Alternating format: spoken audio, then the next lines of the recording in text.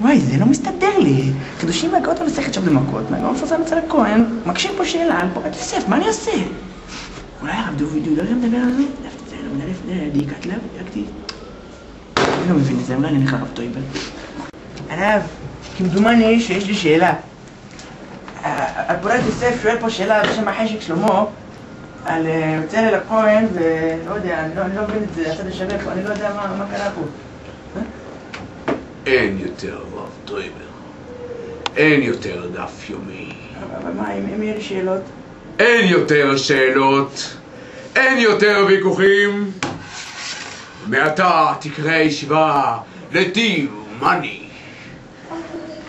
רק כסף, כסף, כסף!